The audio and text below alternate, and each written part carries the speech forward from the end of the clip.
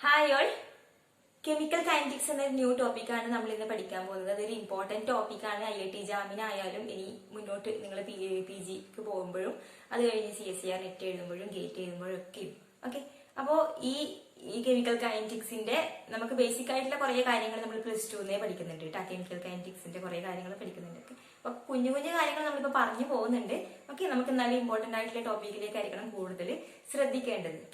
അപ്പോൾ ഇതിന്റെ വെയിറ്റേജ്, ഇപ്പൊ ഈ ടോപ്പിക് വെയിറ്റേജ് എത്രയാണ് IIT ജാമിന് വരിക എന്നുള്ള കാര്യങ്ങളും അതുപോലെ പ്രീവിയസ് ഇയറിന് ഏതൊക്കെ ഏരിയയിൽ ക്വസ്റ്റ്യൻസ് വരുന്നൊക്കെയുള്ള കാര്യങ്ങളുണ്ടല്ലോ, ആ ഒരു എക്സാമിനേഷൻ ഓറിയന്റഡ് ആയിട്ടുള്ള കാര്യങ്ങൾ, അത് നമുക്ക് എന്ത് ചെയ്യാം, ഈ ഒരു ചാപ്റ്ററിന്റെ ഒരു ലാസ്റ്റ് പാർട്ടായിട്ട് പറയാം. അതായത് ഈ 2-3 തിയറി ക്ലാസ് എടുത്തു കഴിഞ്ഞിട്ട് പ്രീവിയസ് ഇയർ ക്വസ്റ്റ്യൻസ് ഒക്കെ ഒന്നിച്ച് ഡിസ്കസ് ചെയ്യുമ്പോൾ അതിന്റെ കൂട്ടത്തിൽ ടോപ്പിക് വെയിറ്റേജ് എങ്ങനെയാണ് എന്നുള്ള കാര്യങ്ങളൊക്കെയും പറഞ്ഞു തരാം കേട്ടോ. സോ കെമിക്കൽ കൈനറ്റിക്സിലേക്ക് കടക്കുന്നതിന് മുന്നേ ഇപ്പൊ നമ്മളൊരു കെമിക്കൽ റിയാക്ഷൻ കാണുമ്പോൾ ഇപ്പൊ സിമ്പിൾ ആയിട്ട് A plus B reversible arrow C plus D. അപ്പൊ ഇങ്ങനെ ഒരു റിവേഴ്സിബിൾ റിയാക്ഷൻ, ഏതെങ്കിലും ഒരു കെമിക്കൽ റിയാക്ഷൻ നമ്മൾ കാണുമ്പോൾ അതിന്റെ സാധാരണയായിട്ട് അതിന്റെ 3 ആസ്പെക്ട്സിനെ കുറിച്ചാണ് നമ്മൾ ഡിസ്കസ് ചെയ്യാറുള്ളത്. അതായത് 3 കാര്യങ്ങൾ അതിനെ കുറിച്ചാണ് നമ്മൾ സാധാരണ ഒരു കെമിക്കൽ റിയാക്ഷൻ കാണുമ്പോൾ പറയാറുള്ളത്. അതിൽ ഒന്നാമത്തെ കാര്യം നമുക്ക് ഓൾറെഡി അറിയാവുന്ന ഒന്നാണ്, എന്താണ് feasibility of a reaction. Okay, ഇപ്പൊ ഒരു റിയാക്ഷന്റെ ഫീസിബിലിറ്റി, ആ റിയാക്ഷൻ ഫീസിബിൾ ആണോ, അതായത് സ്പോണ്ടേനിയസ് ആണോ, നമ്മുടെ തെർമോഡൈനാമിക്സിന്റെ ഭാഷയിൽ പറഞ്ഞാല് സ്പോണ്ടേനിയസ് ആണോ എന്നൊക്കെ നമ്മൾ പറയില്ലേ അല്ലെ. അപ്പോ മിക്കവാറും നമ്മള് തെർമോഡൈനാമിക്സിലാണ് നമ്മളത് പറഞ്ഞിട്ടുള്ളത്. ഇപ്പൊ ഒരു റിയാക്ഷൻ സ്പോണ്ടേനിയസ് ആണെങ്കിൽ എന്തൊക്കെ ക്രൈറ്റീരിയ ആണ് എന്നൊക്കെ കാര്യങ്ങളൊക്കെ നമ്മൾ പറഞ്ഞിട്ടുണ്ടല്ലേ. അപ്പോ ഒരു കെമിക്കൽ റിയാക്ഷൻ കാണുമ്പോൾ അത് ഫീസിബിൾ ആണോ എന്നാണ് നമ്മൾ സാധാരണ നോക്കാറുള്ളത്. അപ്പൊ അത് ഫീസിബിൾ ആണോ നമ്മൾ എങ്ങനെയാ നോക്കാറുള്ളത്, ΔG വാല്യൂ നെഗറ്റീവ് ആവണം. നമ്മൾ തെർമോഡൈനാമിക്സ് ഉപയോഗിച്ചിട്ടാണ് നമ്മൾ ഈ ഫീസിബിലിറ്റി നമ്മൾ പറയുന്നത് അല്ലെ. അപ്പൊ ഈ ഒരു കെമിക്കൽ റിയാക്ഷന്റെ ഫീസിബിലിറ്റിയെ കുറിച്ചൊക്കെ നമ്മൾ ഡിസ്കസ് ചെയ്യുന്നത് എവിടെയാണ്, തെർമോഡൈനാമിക്സിലാണ്. ഇപ്പൊ ΔG <0 ആണെങ്കിൽ, അതായത് ΔG നെഗറ്റീവ് ആണെങ്കിൽ ആ റിയാക്ഷൻ സ്പോണ്ടേനിയസ് ആണ് എന്ന് നമ്മൾ പറയും അല്ലെ. ΔG =0 ആണെങ്കിൽ ഇക്വിലിബ്രിയം ആണെന്നൊക്കെ പറയും. നമ്മളത് പറഞ്ഞു കഴിഞ്ഞു. ഓക്കെ, ΔG >0 ആണെങ്കിൽ അത് നോൺ സ്പോണ്ടേനിയസ് ആണ് എന്ന് പറയാറുണ്ട്. ഓക്കെ, അപ്പൊ തെർമോഡൈനാമിക്സിന്റെ ആ ഒരു ഭാഗത്ത് വരുന്നതാണ് എന്ത്, ഈ ഫീസിബിലിറ്റി എന്ന് പറയുന്ന കാര്യങ്ങളൊക്കെ.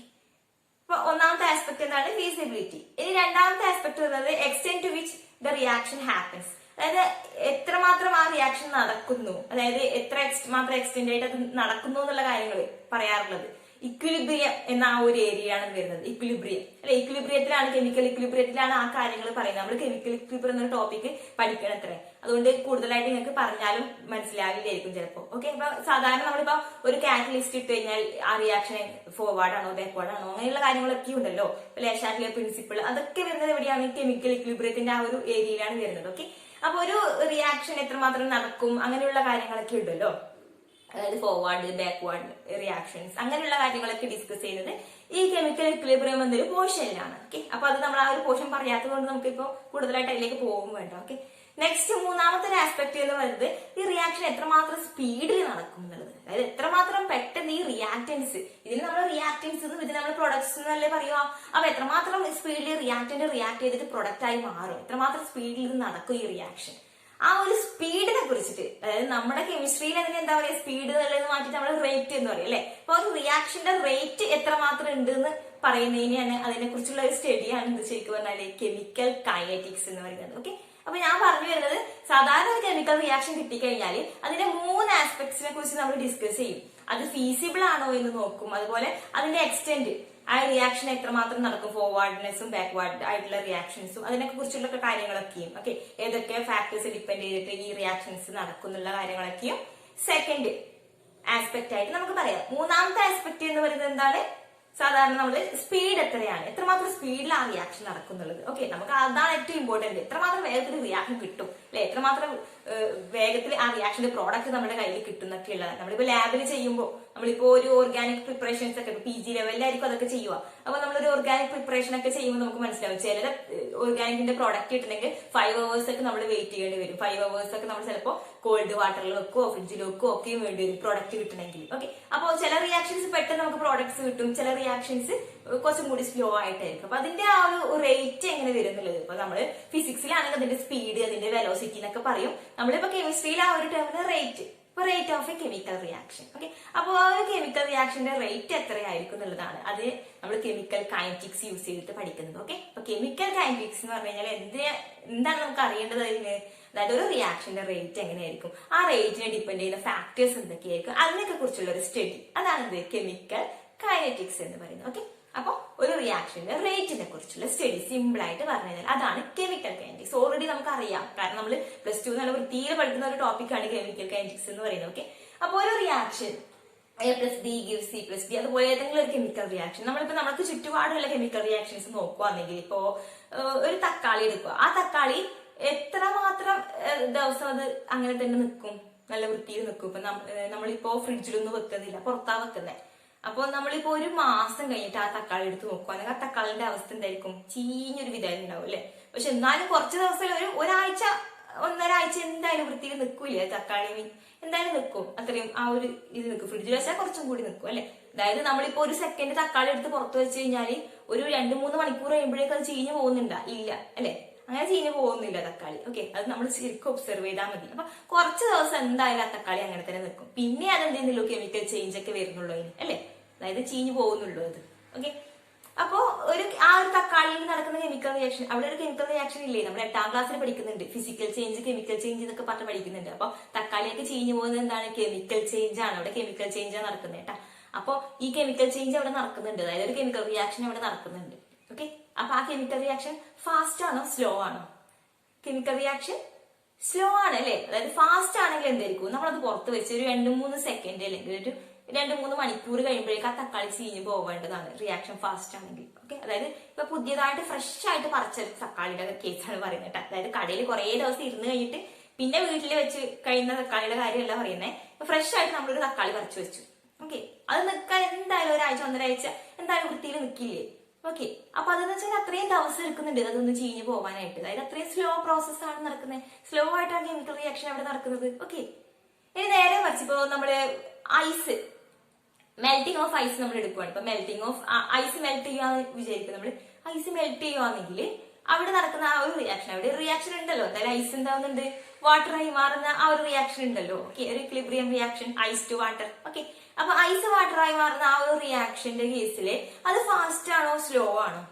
കാരണം അത് 1-2 ദിവസം അല്ലെങ്കിൽ 1.5 ആഴ്ചകളൊക്കെ എടുത്തിട്ട് ആണോ അത് ഐസ് അലിഞ്ഞ് വാട്ടറായി മാറുന്നത്? അല്ല അല്ലെ, അത് കുറച്ച് 1 മണിക്കൂർ ആകുമ്പോഴേക്കും അത് ഫുള്ള് വാട്ടർ ആയിട്ടുണ്ടാവും അല്ലെ, കംപ്ലീറ്റ് കഴിഞ്ഞിട്ടുണ്ട്. അത് അത്രയും സ്പീഡിൽ ആ റിയാക്ഷൻ നടക്കുന്നുണ്ട്. ഐസ് എന്ന് പറഞ്ഞാൽ പെട്ടെന്ന് റൂം ടെമ്പറേച്ചറിൽ വെക്കുമ്പോൾ കുറച്ച് സമയം കഴിയുമ്പോഴേക്കും അത് വാട്ടറായി മാറുന്നുണ്ട്. അപ്പൊ മെൽറ്റിംഗ് ഓഫ് ഐസ് എന്ന് പറയുന്നത് എന്താണ്, ഒരു ഫാസ്റ്റ് ആയിട്ടുള്ള ഒരു റിയാക്ഷൻ ആണ്. ഓക്കെ, അപ്പൊ കെമിക്കൽ റിയാക്ഷന്റെ ആ ഒരു രീതിയിൽ നമ്മൾ പറയുകയാണെങ്കിൽ ഇപ്പൊ ഏതൊരു റിയാക്ഷൻ നമ്മൾ ചുറ്റുപാടുള്ള റിയാക്ഷൻസ് എടുത്തിട്ടാണ് ഞാൻ സിമ്പിൾ ആയിട്ട് പറഞ്ഞു തരുന്നത്. ഓക്കെ, അപ്പൊ അങ്ങനെ ഒരു റിയാക്ഷൻ എടുക്കുമ്പോൾ നമുക്കിപ്പോ ഞാനിപ്പോ എക്സ്പ്ലെയിൻ ചെയ്യുമ്പോൾ നൈട്രജനും ഹൈഡ്രജനും കൂടി അമോണിയ ഉണ്ടാകുന്ന റിയാക്ഷൻ എന്ന് പറഞ്ഞിട്ട് പറയുമ്പോൾ നമുക്ക് കൂടുതൽ മനസ്സിലാവില്ലല്ലോ, അതിന്റെ സ്പീഡ് എങ്ങനെയാന്നൊക്കെ നമ്മൾ എങ്ങനെയാ പറയാ അല്ലെ. അതുകൊണ്ടാണ് തക്കാളിയുടെ ഐസിന്റെ ഒക്കെ കേസസ് പറഞ്ഞത് കേട്ടാ. അതായത് സ്ലോ ആണോ ഫാസ്റ്റ് ആണോ റിയാക്ഷൻസ്. അപ്പൊ 2 ടൈപ്പ് ഉണ്ടെന്ന് മനസ്സിലായില്ലേ, സ്ലോ റിയാക്ഷൻസ് ഉണ്ട്, ഫാസ്റ്റ് റിയാക്ഷൻസ് ഉണ്ട്. അപ്പൊ റസ്റ്റിംഗ് ഓഫ് അയൺ നമുക്ക് എപ്പോഴും അറിയാം അല്ലെ, ഇരുമ്പ് തുരുമ്പിക്കുന്നത്, അത് നമ്മളെ കൺമുമ്പ് തന്നെ തുരുമ്പിക്കുന്നുണ്ടാവില്ല, കുറെ കാലങ്ങൾ എടുത്തിട്ടല്ലേ തുരുമ്പിടിച്ചു പോകുന്നത് അല്ലെ. അപ്പൊ അതെന്താണ്, അതൊരു സ്ലോ റിയാക്ഷൻ ആണ് അല്ലെ. റസ്റ്റിംഗ് ഓഫ് അയൺ എന്ന് പറയുന്നത് സ്ലോ റിയാക്ഷൻ ആണ്. അതുപോലെ വേറൊരു കാര്യമുണ്ട്, അതായത് നമ്മുടെ ഡയമണ്ട് ഉണ്ടല്ലോ, ഡയമണ്ട് ഗ്രാഫൈറ്റ് ആയിട്ട് മാറുന്നൊക്കെ പറയാറുണ്ട് അല്ലെ. നമുക്കറിയാം ഡയമണ്ട് ആ റിവേഴ്സിബിൾ ആരോ ഗ്രാഫൈറ്റ് എന്ന് നമ്മൾ പലപ്പോഴും എഴുതിയിട്ടുണ്ട്. അതിന്റെ മീനിങ് എന്താണ്, ഡയമണ്ട് എന്ന് ഗ്രാഫൈറ്റ് ആയിട്ട് മാറുന്നുണ്ട് എന്നുള്ളത് തന്നെയാണ് സത്യം അല്ലെ. ഡയമണ്ട് ഗ്രാഫൈറ്റ് ആയി മാറുന്നുണ്ട്.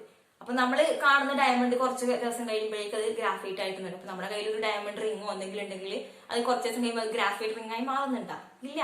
അതെന്താണ്, ഒരു സ്ലോ പ്രോസസ്, വെരി സ്ലോ. അതായത് നമുക്ക് വേണമെങ്കിൽ അതിനെ സൂപ്പർ സ്ലോ എന്നൊക്കെ പറയാം. അതായത് എത്രയോ തൗസൻഡ്സ് ഓഫ് ഇയേഴ്സ് എടുത്തിട്ടായിരിക്കും ഈ ഡയമണ്ട്സ് ഗ്രാഫൈറ്റ് ആയിട്ട് മാറുക. ഓക്കെ, ഡയമണ്ടിൽ നിന്ന് ഒരു ഗ്രാഫൈറ്റിലേക്കുള്ള ഒരു ഇതുണ്ടല്ലോ, ആ ഒരു ജേർണി എന്നാണെങ്കിൽ നമുക്ക് പറയാം. ഓക്കെ, ആ ഒരു റിയാക്ഷൻ ഉണ്ടല്ലോ, അത് അത്രയും എന്തായിരിക്കും, അത് നടക്കും, പോസിബിൾ ആണ്, പക്ഷെ അത്രയും സ്ലോ ആണ്. ഇത്രയും സ്ലോ ആയിട്ടുള്ള റിയാക്ഷൻ ആണ്. നമ്മുടെ ഇരുമ്പ് തുരുമ്പിക്കുന്ന റിയാക്ഷൻ ഒക്കെ ഓൾമോസ്റ്റ് സ്ലോ ആണല്ലോ, അതുപോലെ തന്നെയാണ് ഇപ്പൊ ഡയമണ്ടിൽ നിന്ന് ഗ്രാഫൈറ്റ് ഉണ്ടോ എന്നുള്ള ഒരു സ്ലോ ആയിട്ടുള്ള ഒരു പ്രോസസ് ആണ് കേട്ടോ.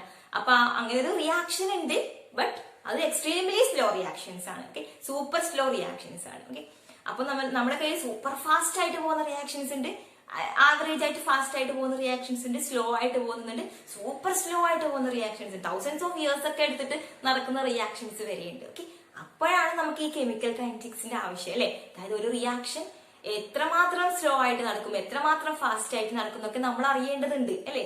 അതുകൊണ്ടാണ് കെമിക്കൽ കൈനറ്റിക്സ് എന്ന് പറഞ്ഞിട്ട് വേറെ ഒരു ബ്രാഞ്ച് ഒക്കെ വന്നത് കേട്ടാ. ഓക്കെ, അപ്പോ നമ്മളെ ഡെയിലി ഇങ്ങനെ സ്ലോ റിയാക്ഷൻസ് ഫാസ്റ്റ് റിയാക്ഷൻസ് ഒക്കെ ഉണ്ട്. സിമ്പിൾ ആയിട്ട് അത്രയും നമുക്ക് പറയാനുള്ള ഒരുപാടൊന്നും ഇല്ല കേട്ടോ. ഓക്കെ, അതവിടെ കഴിഞ്ഞു. ബേസിക് ആയിട്ടുള്ള സിമ്പിൾ ആയിട്ടുള്ള ഒരു ഐഡിയ തന്നു, അത്രയേ ഉള്ളൂ കേട്ടോ. ഇനി നമുക്ക് പഠിക്കാനുള്ളത് സ്പീഡ് നമ്മൾ പറഞ്ഞല്ലോ അല്ലെ, റേറ്റ് ഓഫ് റിയാക്ഷൻ ആണ് നമ്മൾ പഠിക്കുമെന്നൊക്കെ നമ്മൾ പറഞ്ഞു. അപ്പോൾ ആവറേജ് സ്പീഡ് ഉണ്ട്. അതായത് ആവറേജ് സ്പീഡ് നമ്മൾ ഫിസിക്സിൽ എപ്പോഴാണ് പഠിക്കുന്നതെന്ന് അറിയോ? 9ാം ക്ലാസ്സിലോ 8ാം ക്ലാസ്സിലോ പഠിക്കുന്നുണ്ട്. 8ാം ക്ലാസ്സിലാണെന്ന് തോന്നുന്നു.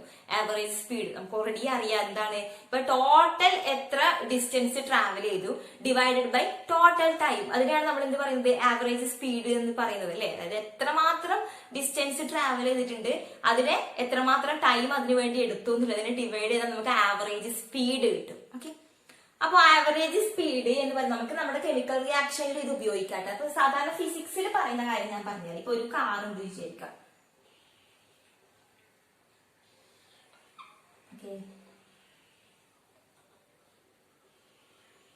ഇത് ഇവിടെ ഒരു കാർ ഉണ്ടെന്ന് വിചാരിക്കും. അപ്പൊ ഒരു കാർ ഇപ്പൊ എ എന്ന പൊസിഷനിൽ നിന്ന് ബി എന്ന പൊസിഷനിലേക്ക് മൂവ് ചെയ്യാന്ന് വിചാരിക്കും. അപ്പൊ അങ്ങനെയാണെങ്കിൽ ഇതിന്റെ ആവറേജ് സ്പീഡ് എന്ന് പറയുന്നത് എന്തായിരിക്കും? ഇപ്പൊ നമ്മൾ ഫിസിക്സിലൊക്കെ പറയുന്നത് പോലെ ഇതിന്റെ total distance travelled by total time, അതാണ് എന്ത് ആവറേജ് സ്പീഡ് എന്ന് പറയുന്നത് അല്ലെ. Average speed, okay.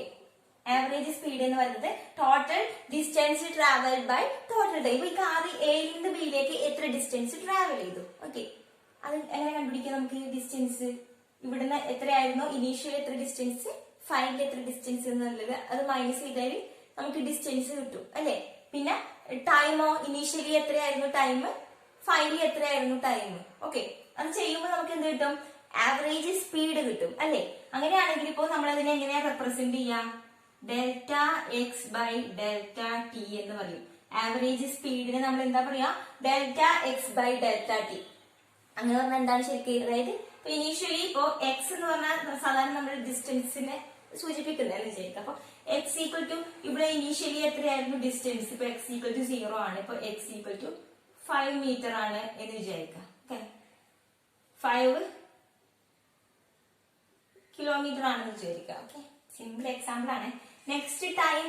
ഇപ്പൊ ടൈം ഇവിടെ എന്ന് പറയുമ്പോ എത്രയായിരുന്നു, എത്ര സെക്കൻഡ് ആയിരുന്നു സ്റ്റാർട്ട് ചെയ്യുമ്പോ? ഇപ്പോ 0 സെക്കൻഡിൽ സ്റ്റാർട്ട് ചെയ്തു.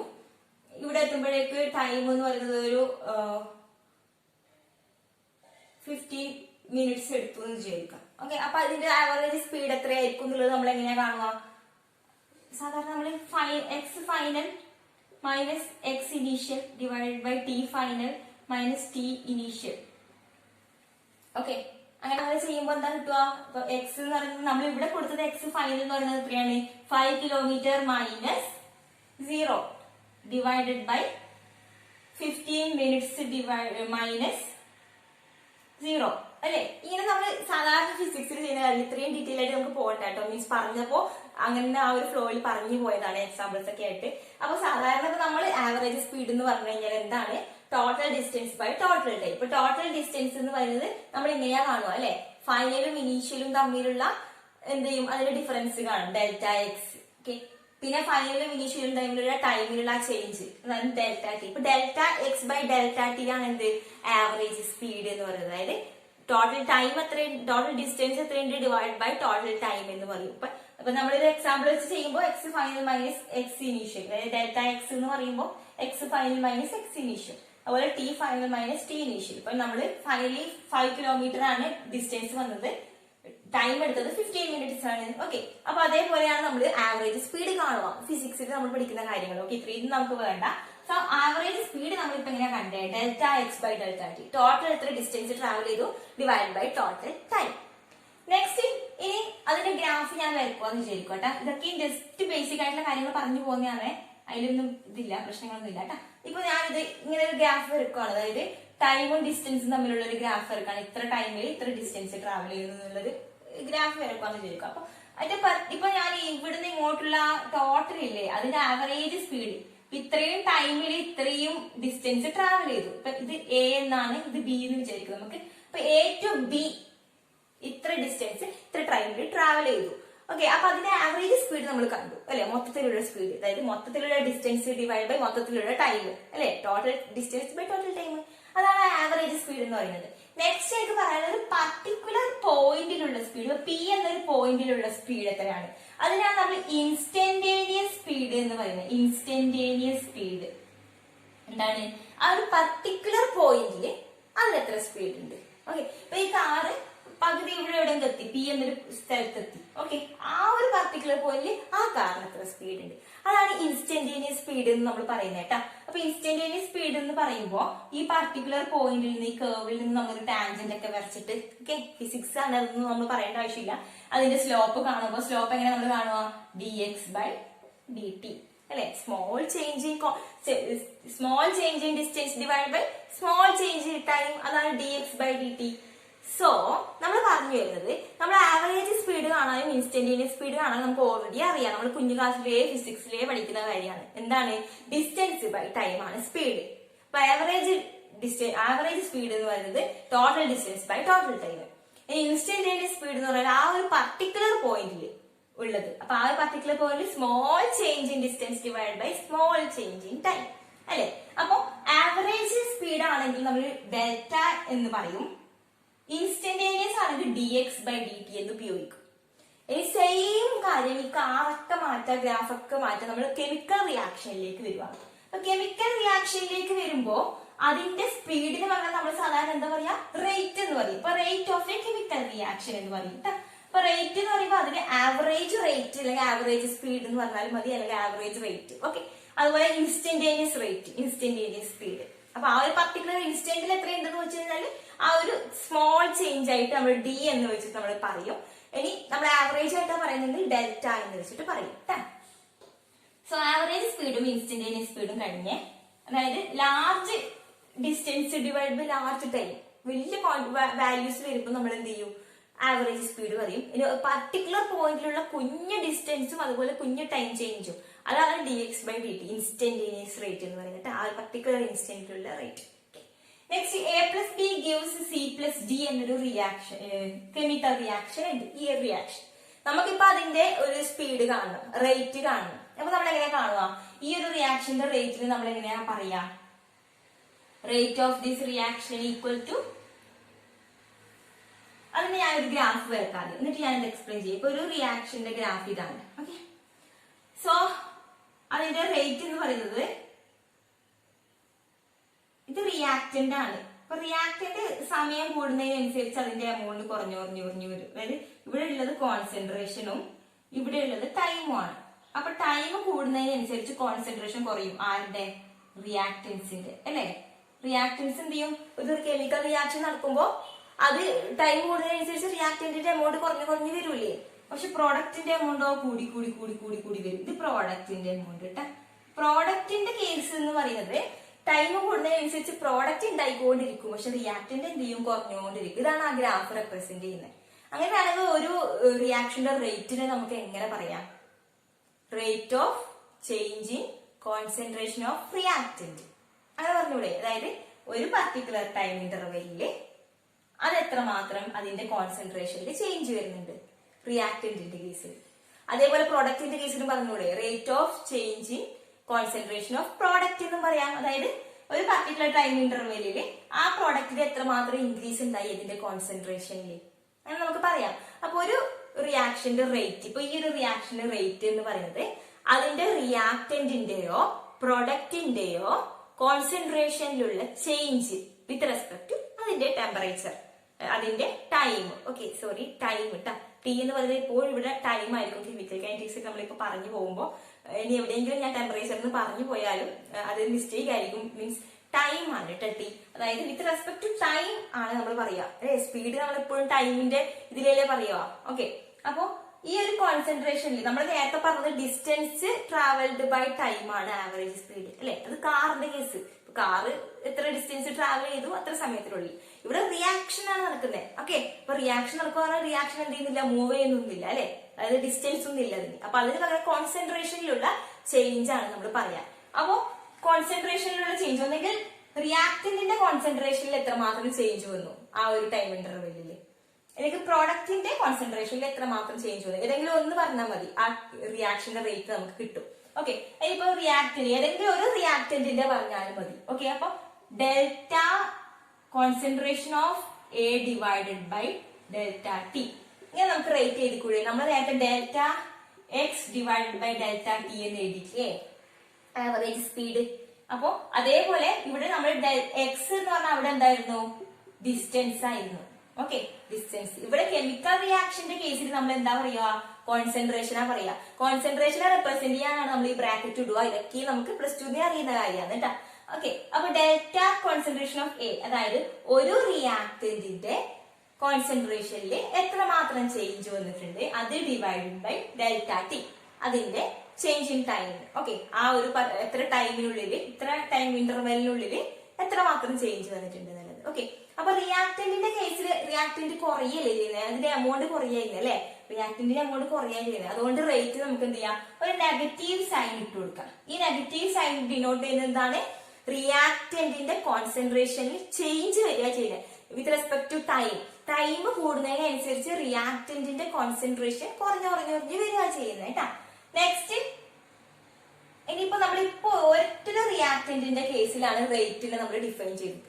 റേറ്റ് എന്ന് പറഞ്ഞാൽ എന്തായിരുന്നു? Rate of change of concentration of reactant, any of reactant or any of product. Okay, ഏതെങ്കിലും ഒരു റിയാക്ടന്റിന്റെ കോൺസെൻട്രേഷനിൽ ഒരു പർട്ടിക്കുലർ ടൈം ഇന്റർവെല്ലിൽ എത്രമാത്രം ചേഞ്ച് വരുന്നുണ്ട്, അല്ലെങ്കിൽ ഏതെങ്കിലും ഒരു പ്രോഡക്റ്റിന്റെ കോൺസെൻട്രേഷനിൽ എത്രമാത്രം ചേഞ്ച് വരുന്നുണ്ട്. ഓക്കെ, അതിനാണ് നമ്മൾ റേറ്റ് എന്ന് പറയുന്നത്. ഓക്കെ, അപ്പൊ നമുക്കൊന്നെങ്കിൽ ഈ ഒരു കെമിക്കൽ റിയാക്ഷന്റെ റേറ്റിനെ നമുക്ക് എങ്ങനെ പറയാം?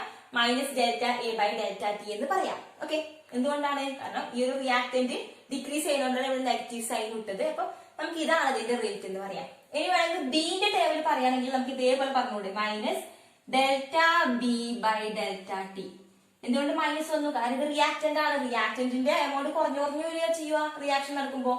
ഈ പ്രോഡക്റ്റിന്റെ കേസിലാണ് നമ്മൾ ഡിഫൈൻ ചെയ്യുന്നത് എങ്കിലും plus delta C by delta T എന്ന് പറയും അല്ലെ. പ്രോഡക്റ്റ് വരുമ്പോൾ ഇൻക്രീസ് ചെയ്യുക ചെയ്യുന്നത്. ഇനി അങ്ങനെ അല്ലെങ്കിൽ ഇനി ഡിന്റെ ടേബിളാ പറയുന്നെങ്കിൽ delta concentration of D divided by delta T എന്ന് നമുക്ക് പറയാം. അപ്പൊ റേറ്റ് എന്ന് പറഞ്ഞു കഴിഞ്ഞാൽ എന്താണ്? Simply rate of changing concentration of reactant or product. Okay, അപ്പൊ റിയാക്ടന്റിന്റെ ടേമിൽ പറയുമ്പോൾ നമ്മൾ നെഗറ്റീവ് സൈൻ ഇടും, കാരണം റിയാക്ടന്റിന്റെ എമൗണ്ട് കുറഞ്ഞു വരുന്നുണ്ട്.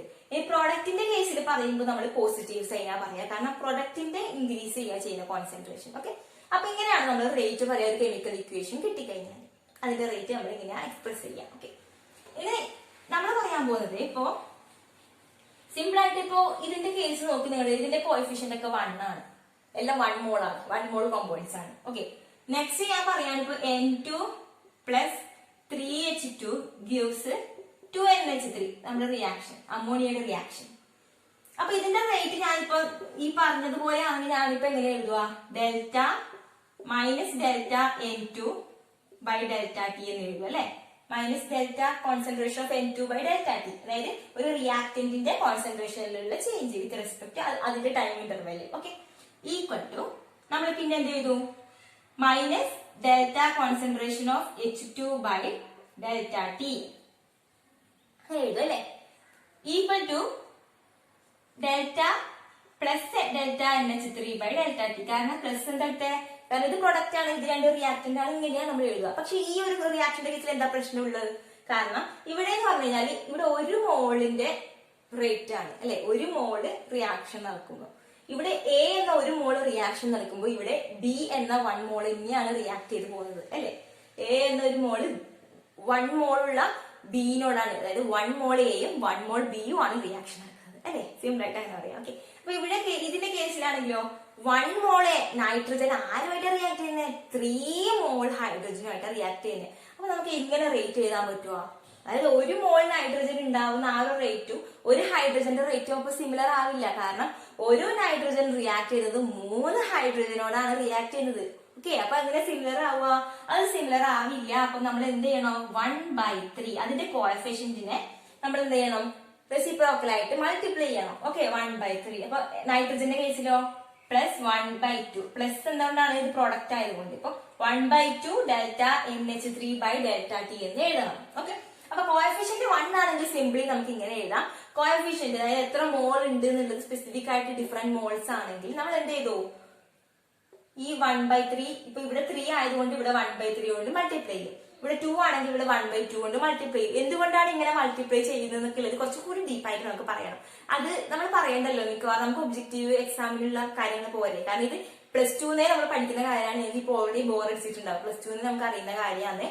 പിന്നെ ഇത് എന്തുകൊണ്ട് ഇങ്ങനെ എഴുതുന്നു എന്നുള്ളതും +2 നമ്മൾ ഡീപ്പായിട്ട് പഠിക്കുന്നുണ്ട് കേട്ടോ. അപ്പൊ നിങ്ങൾക്കത് ആ ഒരു ബുക്ക് വായിച്ചാൽ തന്നെ പെട്ടെന്ന് കിട്ടും. ഓക്കെ, അപ്പൊ അതിലേക്ക് നമ്മൾ പോകുന്നില്ല. തൽക്കാലം നമ്മൾ ഈ കോഎഫിഷ്യന്റ് ഇങ്ങനെയാണ് എഴുതുവാന്നും കൂടിയേ പറയുന്നുള്ളൂ. ഓക്കെ, ഒരുപാട് ബേസിക് ആയിട്ട് പറഞ്ഞിട്ട് ടൈം കളയുന്നില്ല. ഓക്കെ, അപ്പൊ നമ്മൾ സിമ്പിൾ ആയിട്ട് ഇതിനെ ജനറലൈസ് ചെയ്ത് പറയട്ടെ. ഈ ഒരു ഇത് മാറ്റിട്ട് ജനറലൈസ് ചെയ്ത് പറയാന്ന്.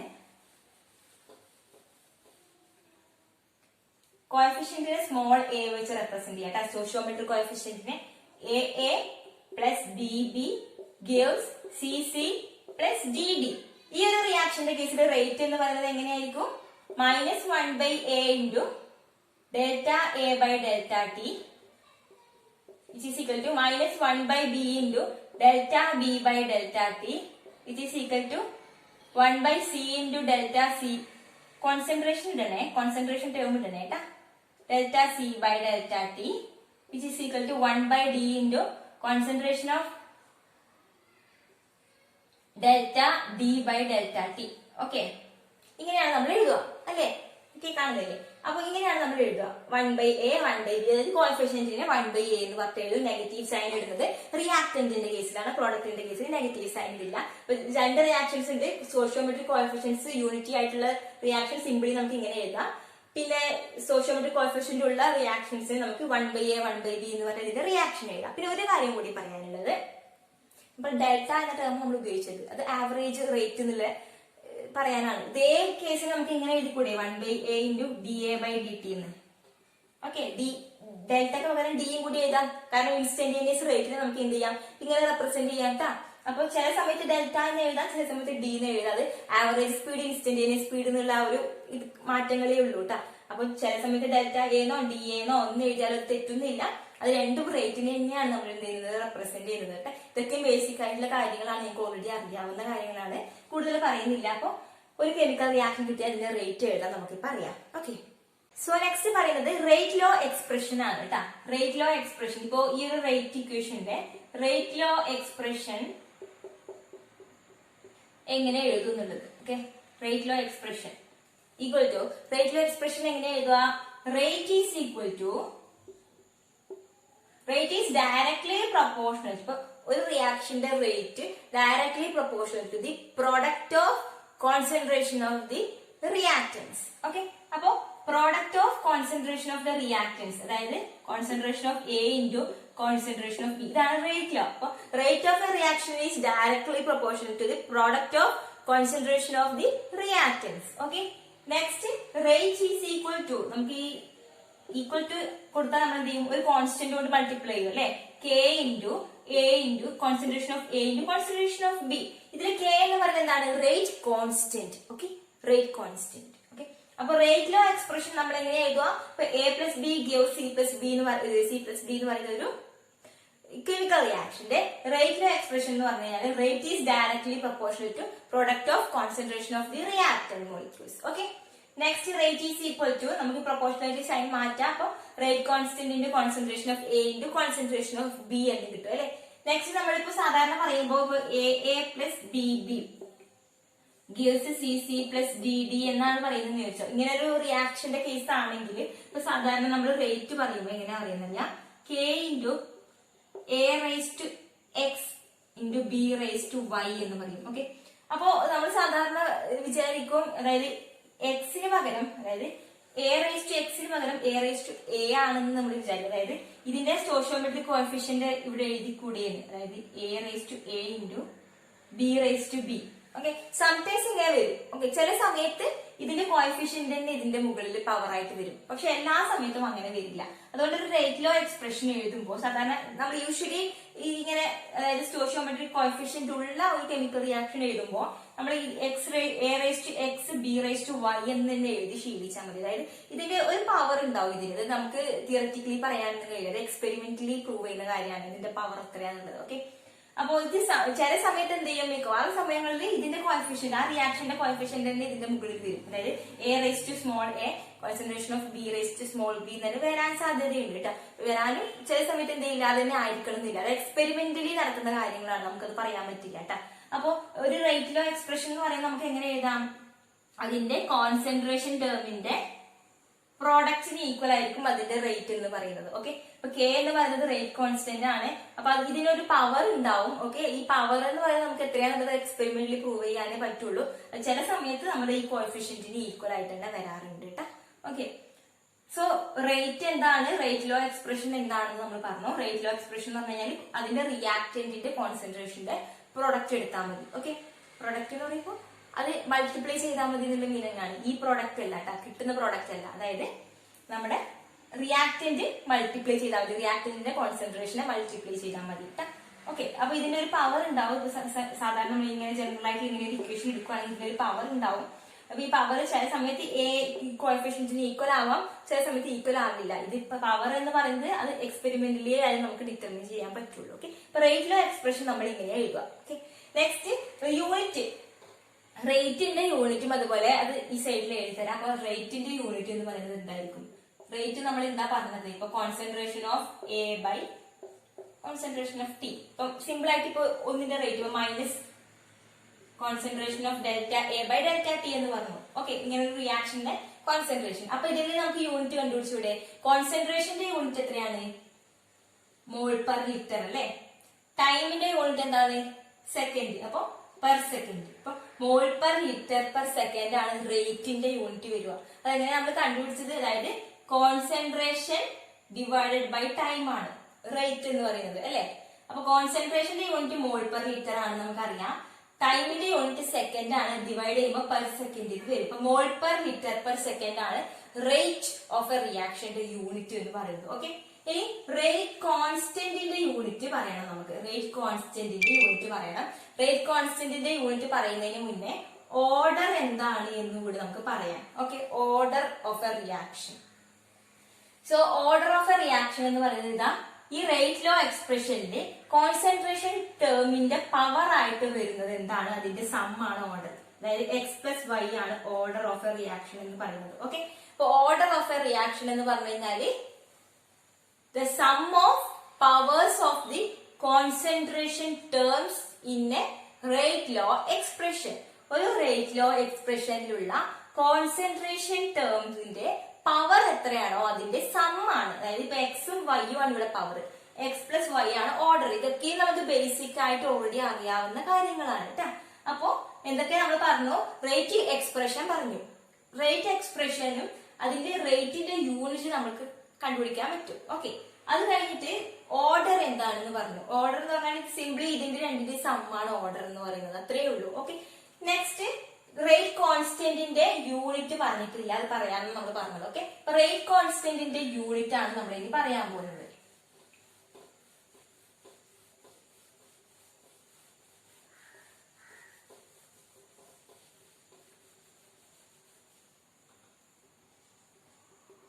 Unit of rate constant. Okay, rate കോൺസ്റ്റന്റിന്റെ യൂണിറ്റ് നമുക്ക് ജനറൽ ആയിട്ട് പറയാം. Mole raise to 1 minus n litre raise to n minus 1 per second. Okay, അതായത് n ഈക്വൽ ടു 0 ആണെങ്കിൽ n എന്ന് പറഞ്ഞാൽ ഓർഡർ ആണ് കേട്ടോ, ഒരു റിയാക്ഷന്റെ ഓർഡർ ആണ്. അപ്പൊ 0 ഓർഡർ റിയാക്ഷൻ ആണെങ്കിൽ അതിന്റെ യൂണിറ്റ് എന്തായിരിക്കും, mole raise to 1 minus 0 litre raise to 0 minus 1 per second. അതായത് mole per litre per second. ഇനി ഫസ്റ്റ് ഓർഡർ റിയാക്ഷൻ ആണെങ്കിലോ, n ഈക്വൽ ടു 1 ആണെങ്കിലോ, മോൾ റേസ് ടു 1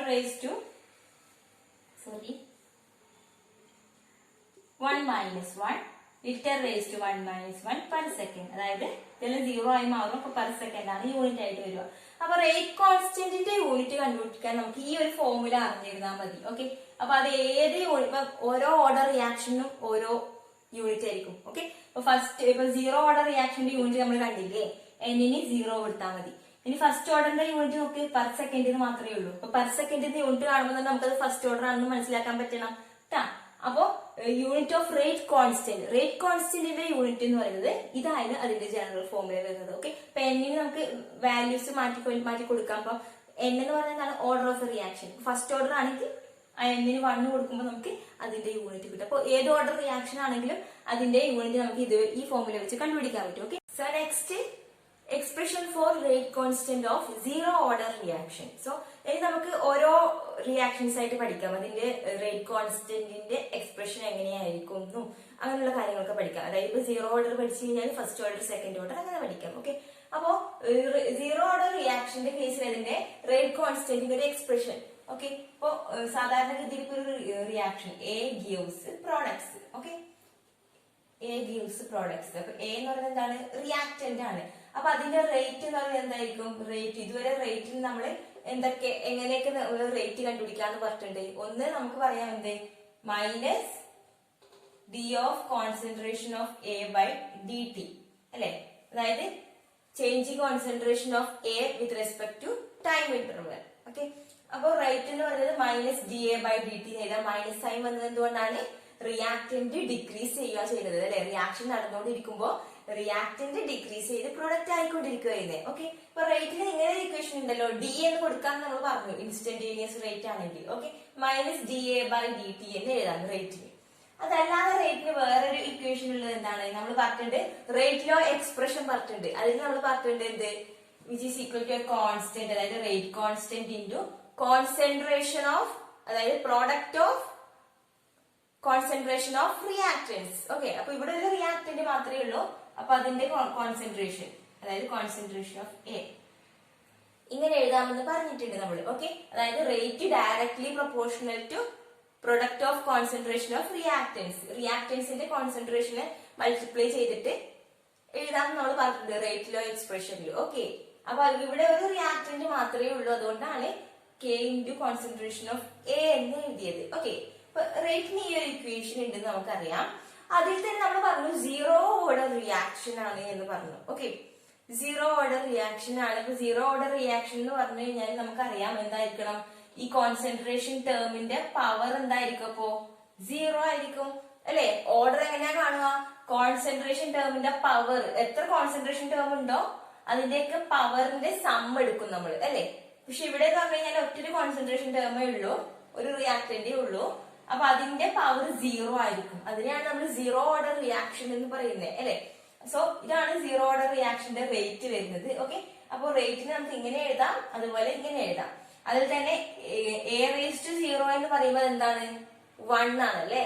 അതുകൊണ്ട് അത് 1 ആയി മാറി ഈസ് ഈക്വൽ ടു കെ എന്ന് തന്നെ വരും.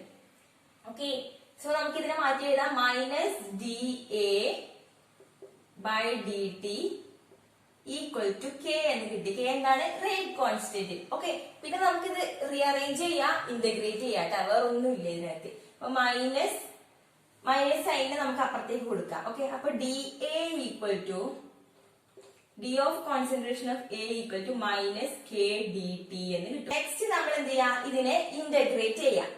അപ്പൊ ഇതിനെ ഇന്റഗ്രേറ്റ് ചെയ്യുമ്പോൾ എന്താ കിട്ടുക? Integral d A equal to integral minus k d t അല്ലെ. അപ്പൊ ഇന്റഗ്രൽ ഡി എ എന്ന് പറഞ്ഞാൽ എന്താണ്? കോൺസെൻട്രേഷൻ ഓഫ് എ ആണ്. ആ ഡി പോവും അല്ലെ, ഇന്റഗ്രേറ്റ് ചെയ്യുമ്പോൾ ആ ഡി പോവും. Okay, which is equal to minus k എന്ന് പറയുന്നത് കോൺസ്റ്റന്റ് ആണ്, പുറത്തേക്ക് എടുക്കുക. അപ്പം ബാക്കി എന്താ വരിക? Integral d t. Integral d t എന്താണ്? ടി ആണ്. Okay, t plus C. C എന്ന് പറയുന്നത് ഇന്റഗ്രേറ്റ് ചെയ്യുമ്പോൾ ഉള്ള constant. Okay, so concentration of A equal to minus k t plus C എന്ന് നമുക്ക് കിട്ടി. ഓക്കെ, ഇനി നമുക്ക് അസ്യൂം ചെയ്യാം at t equal to zero. അതായത് ടി ഈക്വൽ ടു സീറോ എന്ന് പറയുമ്പോൾ റിയാക്ഷൻ തുടങ്ങുന്ന ആ സമയം, തുടങ്ങുന്നതിന് മുന്നേ അല്ലെ, ടി ഈക്വൽ ടു സീറോ. ആ ടി ഈക്വൽ ടു സീറോയില് എ എന്ന് പറയുന്നത് എന്തായിരിക്കും? ഈ കോൺസെൻട്രേഷൻ എത്രയായിരിക്കും? എയുടെ കോൺസെൻട്രേഷൻ, റിയാക്ടന്റിന്റെ കോൺസെൻട്രേഷൻ എത്രയായിരിക്കും? എ സീറോ, അതായത് ഇനീഷ്യൽ കോൺസെൻട്രേഷൻ ആണെങ്കിൽ നമുക്ക് പറയാം. അതായത് ടി ഈക്വൽ ടു സീറോ ആവുന്ന സമയത്ത് റിയാക്ടന്റിന്റെ കോൺസെൻട്രേഷൻ എന്ന് പറയുന്നത് എ സീറോ, അതായത് ഇനീഷ്യൽ കോൺസെൻട്രേഷൻ ആണ്. ഓക്കെ, ഇനീഷ്യലി എത്ര കോൺസെൻട്രേഷൻ ഉണ്ടോ അതിനാണ് എ സീറോ എന്ന് പറയുന്നത്. ഓക്കെ, അങ്ങനെയാണെങ്കിൽ ഇത് നമുക്ക് ഈ കണ്ടീഷൻ നമുക്ക് ഇവിടെ കൊടുത്തു കഴിഞ്ഞാൽ എന്ത് കിട്ടും? നമുക്ക് അത് ഇപ്പുറത്ത് എഴുതാം. ഓക്കെ, ഈ കണ്ടീഷൻ നമ്മൾ ഇവിടെ കൊടുക്കുകയാണെങ്കിൽ at t equal to zero ഇത് 0 ആയി മാറും. അപ്പോ A0 എന്ന് പറയുന്നത് എന്തായിരിക്കും? A0 equal to 0 plus C ആയി മാറും അല്ലെ. അതായത് അറ്റ് ടി ഈക്വൽ ടു 0, ഇവിടെ ടി 0 ആണെങ്കിൽ എക്ക് പകരം എന്ത് വരും? A0 എന്ന് വരും. ഓക്കെ, അപ്പൊ എക്ക് പകരം A0 എന്ന് വന്നു. ടി 0 ആണ്, അപ്പൊ ഈ ടേം 0 ആയി, പ്ലസ് സി. അതായത് C equal to concentration of A0 എന്ന് നമുക്ക് കിട്ടി. ഇനി ഈ വാല്യൂ നമുക്ക് ഈ ഇക്വേഷൻ വേണമെങ്കിൽ 1 എന്ന് കൊടുക്കാം. ഓക്കെ, അതിൽ സിക്ക് പകരം കോൺസെൻട്രേഷൻ ഓഫ് A0 എന്ന് കൊടുക്കാം. ഓക്കെ, അതിനാണ് നമ്മൾ ഈ കണ്ടീഷൻ കൊടുത്തത്. ഈ കണ്ടീഷൻ കൊടുത്തിട്ട് കോൺസ്റ്റന്റിന്റെ വാല്യൂ നമ്മൾ കണ്ടു. എന്നിട്ട് അത് ഇവിടെ സബ്സ്റ്റിറ്റ്യൂട്ട് ചെയ്യാം. ഇക്വേഷൻ 1 സബ്സ്റ്റിറ്റ്യൂട്ട് ചെയ്ത് കൊടുക്കാം. ഓക്കെ, അപ്പൊ എന്ത് കിട്ടും? A equal to minus KT plus A0 എന്ന് കിട്ടും. അതായത് സിക്ക് പകരം നമ്മൾ A0 എന്ന് കൊടുത്തു. Okay, next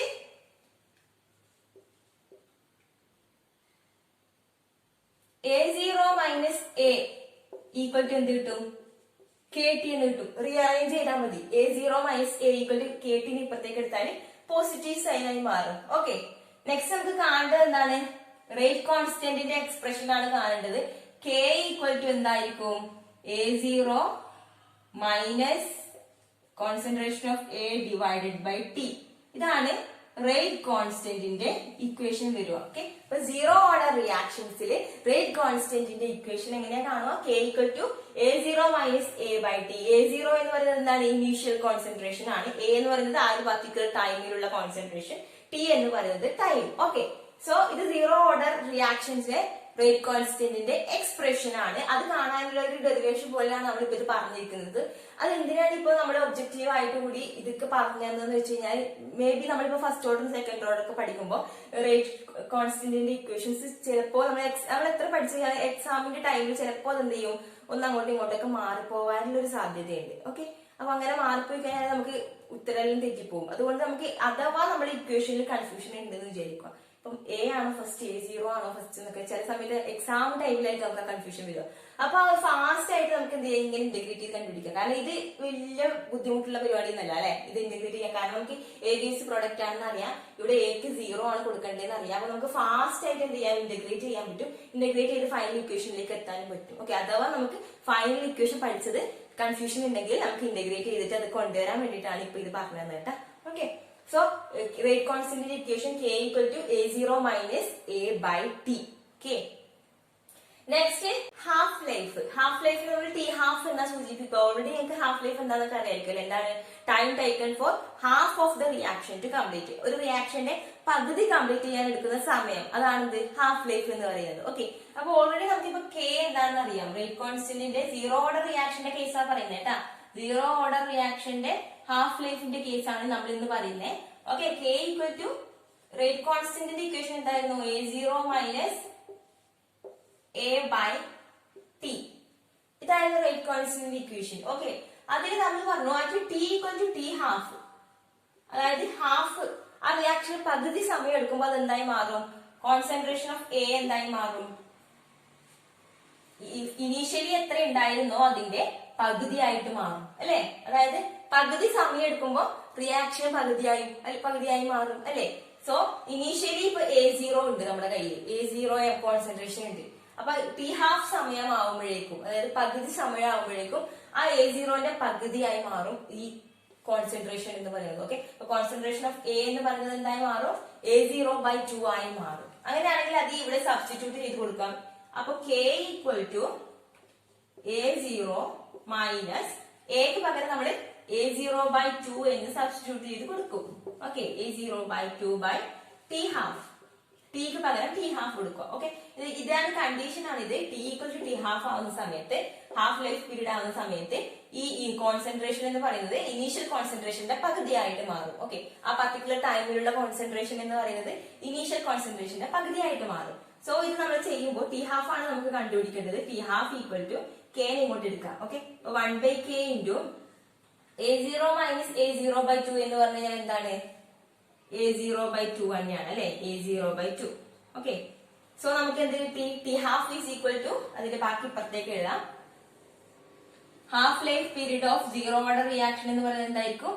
concentration of A0 by 2K എന്ന് കിട്ടും. Concentration of A0/2k. Okay, A0/2k എന്ന് കിട്ടും. സോ ഇതിൽ നിന്ന് നമുക്ക് എന്ത് മനസ്സിലാക്കാം? ഇവിടെ ഹാഫ് ലൈഫ് ഡിപ്പെൻഡ് ചെയ്യുന്നത് ആരെയാണ്? ഇനീഷ്യൽ കോൺസെൻട്രേഷനെ മാത്രമാണ് ഡിപ്പെൻഡ് ചെയ്യുന്നത്, വേറെ ഒന്നിനും ഡിപ്പെൻഡ് ചെയ്യുന്നില്ല. K എന്ന് പറയുന്നത് കോൺസ്റ്റന്റ് ആണ്, റേറ്റ് കോൺസ്റ്റന്റ് ആണ്. ഓക്കെ, അപ്പൊ T half equal A0/2k. So നമുക്ക് എന്തൊക്കെയാ വേണ്ടത്? ഈ സീറോ ഓർഡർ റിയാക്ഷനിൽ നമ്മൾ ഈ പഠിച്ച ഈ ഇക്വേഷൻ, റേറ്റ് കോൺസ്റ്റന്റിന്റെ ഈ ഒരു ഇക്വേഷനും T ഹാഫിന്റെ ഈ ഒരു ഇക്വേഷനാണ് നമുക്ക് വേണ്ടത്. അത് കണ്ടുപിടിച്ച ഒരു മെത്തേഡാണ് ഇപ്പൊ പറഞ്ഞു തന്നിരിക്കുന്നത്. ഓക്കെ, ഇത് ക്ലിയർ ആയി എന്ന് വിചാരിക്കുന്നു. കാരണം നമുക്ക് ഇതിലേക്ക് ഡീപ്പായിട്ട് പോകേണ്ട ആവശ്യമില്ല, നമുക്ക് നമ്മുടെ ഫൈനൽ ഇക്വേഷൻസ് ആണ് വേണ്ടത്. ഓക്കെ, അപ്പോ എക്സ്പ്രഷൻ, റേറ്റ് കോൺസ്റ്റന്റിന്റെ എക്സ്പ്രഷനും അതിന്റെ ഹാഫ് ലൈഫ്, ഇത് രണ്ടും സീറോ ഓർഡറിന്റെ കേസാണ് നമ്മൾ പറഞ്ഞത്. ഇനി ഇതിന്റെ ഗ്രാഫും കൂടി നമുക്ക് ഐഡന്റിഫൈ ചെയ്യാൻ പറ്റണം, അതായത് ഏത് ഓർഡർ റിയാക്ഷന്റെ ഗ്രാഫ് ആണെന്നുള്ളത് കൂടി നമുക്ക് ഐഡന്റിഫൈ ചെയ്യാൻ പറ്റണം. അപ്പൊ ഇത് ക്ലിയർ ആയി എന്ന് വിചാരിക്കുന്നു. അപ്പോ റിയാക്ഷൻ,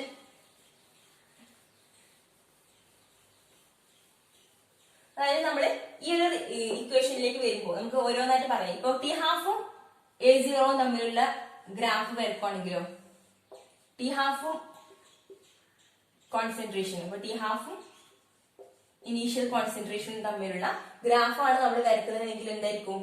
ഇത് രണ്ടും ഡയറക്ട്ലി പ്രൊപ്പോർഷണൽ ആണ് അല്ലെ?